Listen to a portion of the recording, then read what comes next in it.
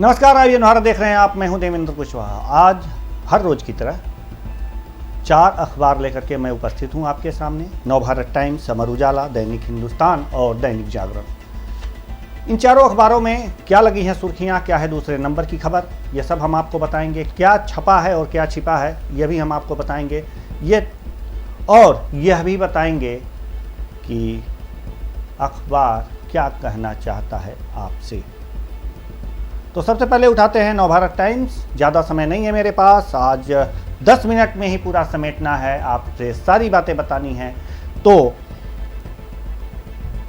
सबसे पहले हम बता रहे हैं नवभारत टाइम्स। नवभारत टाइम्स हमारे हाथ में है। इसकी हेडलाइन क्या है आप देख सकते हैं इसमें, और मैं चाहूँगा कि इसे फुल दिखाया जाए। शराब पर टैक्स चोरी में फंसे असिस्टेंट कमिश्नर व इंस्पेक्टर।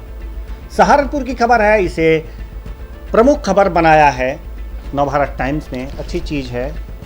भ्रष्टाचार पर एक तरह से यूपी सरकार का प्रहार है और इसमें असिस्टेंट कमिश्नर और इंस्पेक्टर फंसे हुए हैं टैक्स चोरी के आरोप में।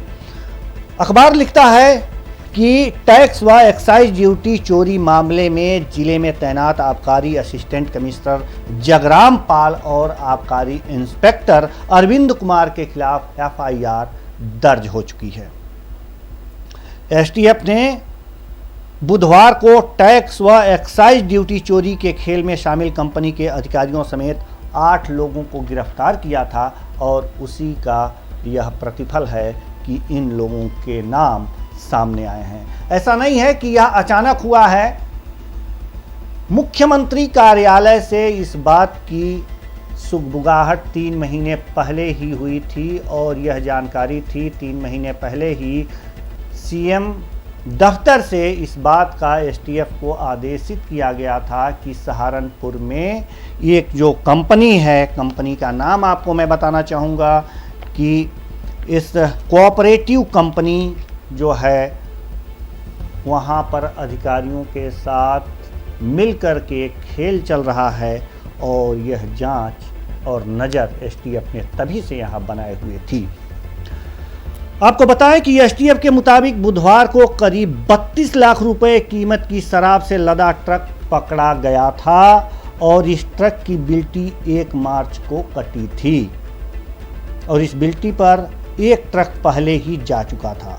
बिल्टी पर असिस्टेंट कमिश्नर के हस्ताक्षर थे और यही वो चीज़ है जब यहाँ पर वो फंसते दिखाई दिए। अखबार लिख रहा है कि इस तरह के जो घालमेल हैं और इस तरह के जो भ्रष्टाचार हैं, इस तरह के जो आबकारी विभाग और शराब कंपनियों के बीच का जो खेल है, यह अन्य राज्यों में भी हो रहा होगा और इसलिए राज्य स्तर पर भी जांच हो सकती है।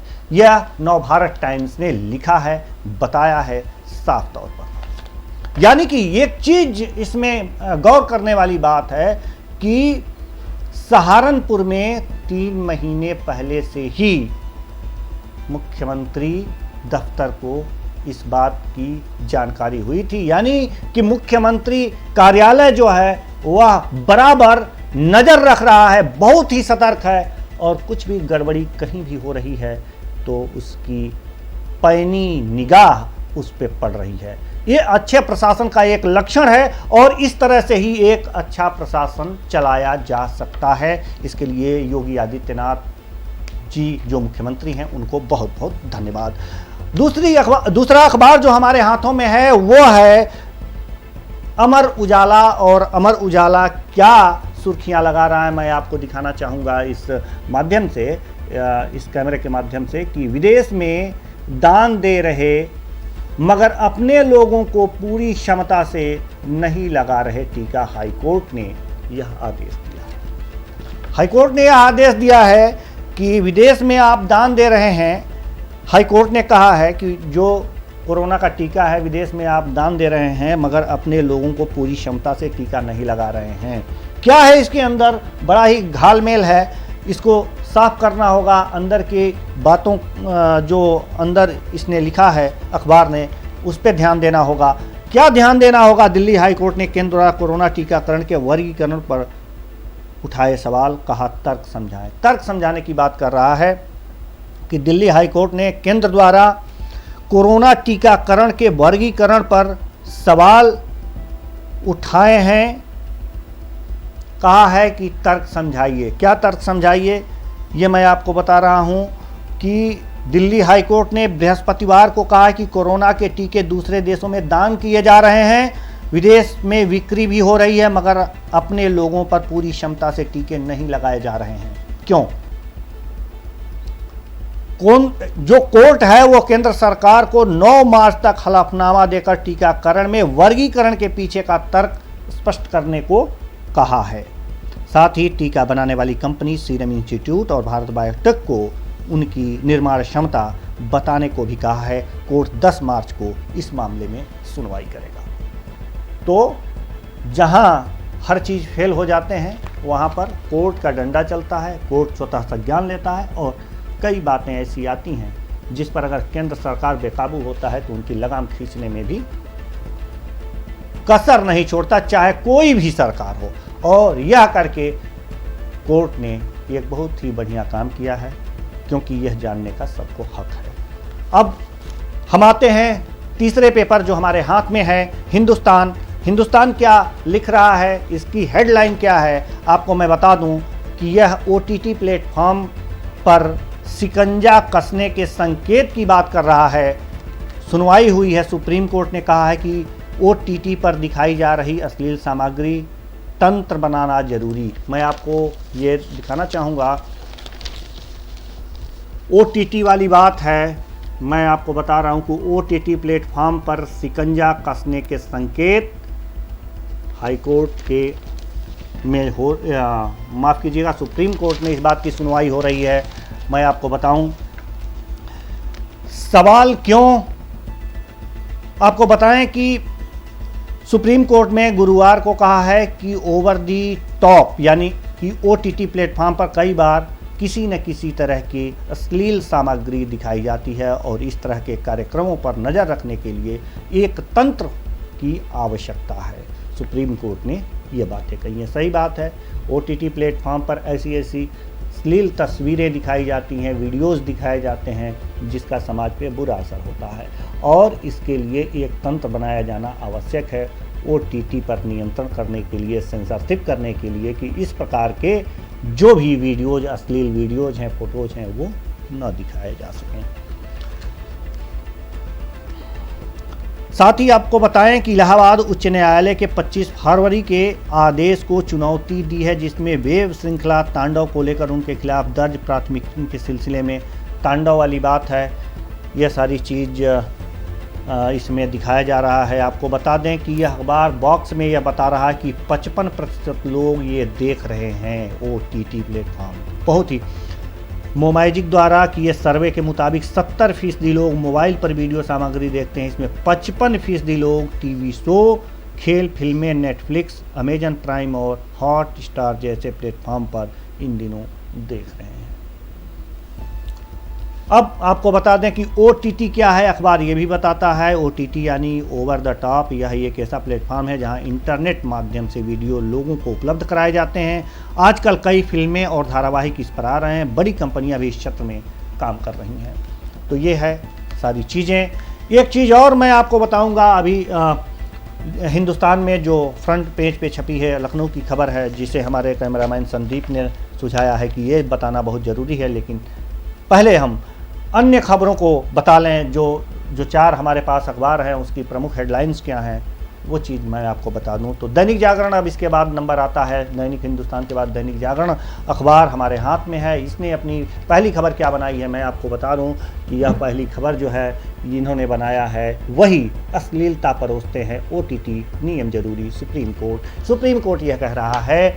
जैसा कि ऐसी ही मिलती जुलती हेडलाइंस हिंदुस्तान की भी थी और ऐसी ही हेडलाइंस दैनिक जागरण की भी है कि सुप्रीम कोर्ट के हवाले से यह लिखा गया है कि अश्लीलता परोसते हैं OTT नियमन जरूरी। नियमन इसलिए ज़रूरी क्योंकि यहाँ पर अगर जो समाज को स्वस्थ रखना है और कुंद नहीं करना है, दिमाग को सही दिशा में लेकर के जाना है, तो जो अश्लीलता परोसी जा रही है उस पर ब्रेक लगना जरूरी है। और यही बातें यह अखबार भी कह रहा है। मामला क्या है, उत्तर प्रदेश समेत कई राज्यों में अब ये भी तांडव वेब सीरीज की बातें कर रहे हैं कि उसमें क्या क्या हुआ है, किस तरह से हुआ है। अब यह ज़्यादा विस्तार से बताने की कोई ज़रूरत नहीं है। तो इसमें भी वही है जो हिंदुस्तान अखबार लिख रहा है। अब हम आते हैं इस दूसरी खबर पे, जल्दी जल्दी आपको बता रहे हैं क्योंकि हमारे पास ज़्यादा समय नहीं है, अब एक और प्रोग्राम हमें देना है। तो सबसे पहले हम आपको बता दें कि ये देश में टीका लग नहीं पा रहा, हम दान कर रहे हैं। ये दूसरी खबर है नवभारत टाइम्स की, जो कि अमर उजाला की पहली खबर थी। यानी कि ये जो भी बातें हो रही हैं, दिल्ली हाई कोर्ट ने कंपनियों के निर्माण क्षमता पूछी है और दिल्ली हाई कोर्ट ने ये बातें कही हैं कि हम दान क्यों कर रहे हैं, इसका वर्गीकरण हमें चाहिए। यह दूसरी खबर है।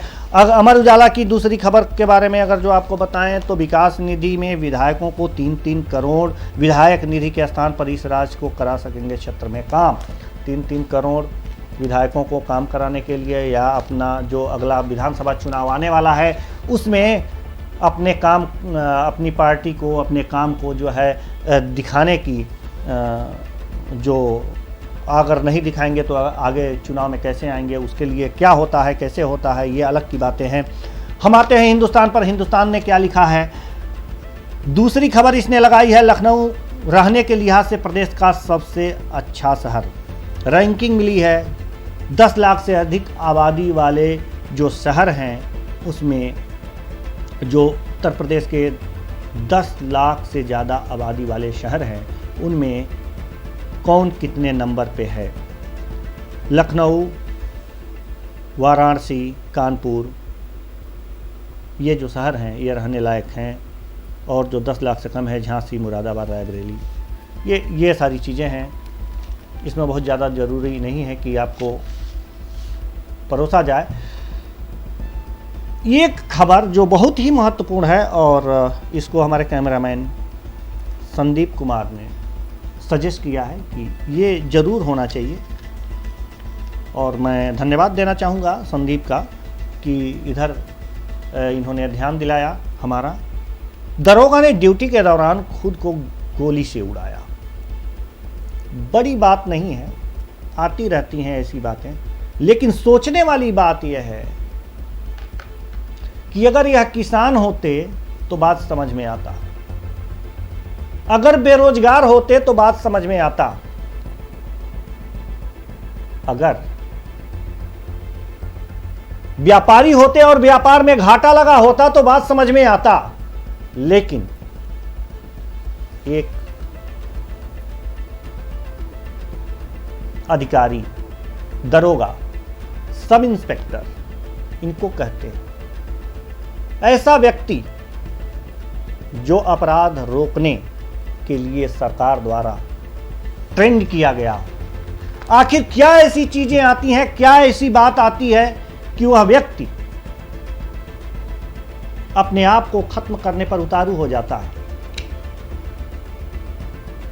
सरकारी नौकरी, सब इंस्पेक्टर,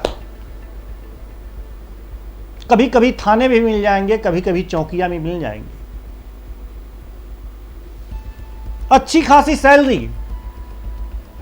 कौन सी ऐसी बातें आ रही हैं, क्या आ रहा है कि आदमी अपने आप को खत्म करने के लिए उतारू हो जाता है। सोचने वाली बात है। कभी कभी यह भी आता है कि किसी जवान ने खुद को गोली से उड़ा लिया या अपने साथी जवान को गोली मार दी।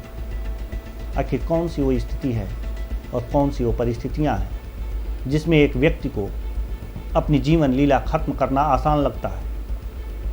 क्या यह जीवन लीला खत्म कर लेना ही एक उपाय बचता है उसके सामने? आखिर ऐसी कौन सी परिस्थिति आ जाती है? सरकार को इस बारे में सोचना चाहिए, काउंसलिंग करनी चाहिए और एक काउंसलर नियुक्त करना चाहिए माइंड वॉश करने के लिए। ऐसे अधिकारियों के ऊपर आखिर जिम्मेदारी होती है क्राइम रोकने की। तमाम ऐसे दबाव होते हैं समाज के, क्रिमिनल्स के भी दबाव होते हैं। सबको सहते हुए आदमी को सबका सामना करना पड़ता है और कभी कभी दिमाग विचलित हो जाता है। ऐसा लगता है कि अब मुझसे कुछ नहीं होगा, और यही वो परिस्थिति है जिसमें अपने आप को आदमी खत्म करने की सोचता है। और इसके लिए सरकार को चाहिए कि अपने अधिकारियों की बराबर काउंसलिंग करता रहे। एक ऐसे मनोवैज्ञानिक को नियुक्त करना चाहिए जो हर महीने सबकी मीटिंग ले, उनके जीवन को आसान बनाए। तो बस आज के लिए बस इतना ही। मुझे दीजिए इजाज़त। नमस्कार।